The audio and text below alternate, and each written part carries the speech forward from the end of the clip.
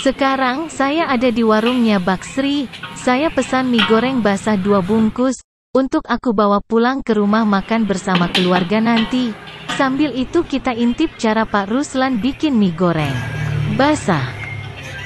Pertama dicincang dulu, rempah-rempah yang sudah disediakan, seperti tomat, kol, lobak, dan yang lainnya, dibersihkan dulu kuali supaya bersih tidak ada sisa mie yang mengeras.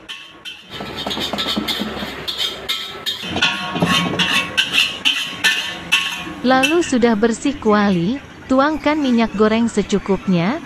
Pertama goreng dulu cabai merah yang sudah dihaluskan.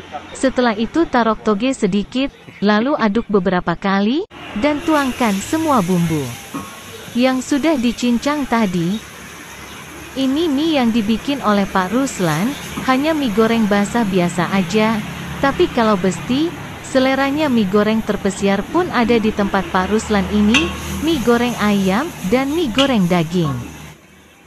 Lalu bikin garam secukupnya, dan bumbu yang lain-lain. Lalu diaduk sampai merata, sudah itu tuang air putih secukupnya, dan diaduk.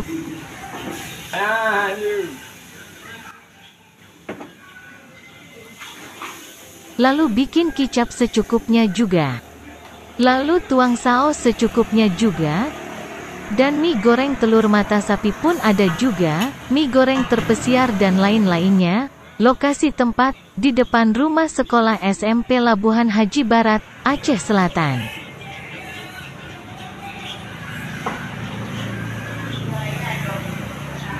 Kalau kuahnya udah kelihatan mendidih, lalu masukkan mie-nya, dan aduk sampai mie-nya kelihatan mengering, lalu diamkan sementara waktu, atau ditutup sementara, supaya mie-nya cepat masak. Kalau Besti, ingin mencoba masak mie di rumah sendiri mudah caranya kan? Selamat untuk mencoba. Beginilah cara bikin mie Aceh, simple tapi rasanya ingin nambah lagi.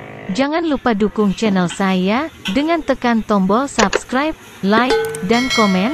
Terima kasih, semoga bertemu di video selanjutnya. Teruskan untuk menonton sampai selesai Besti.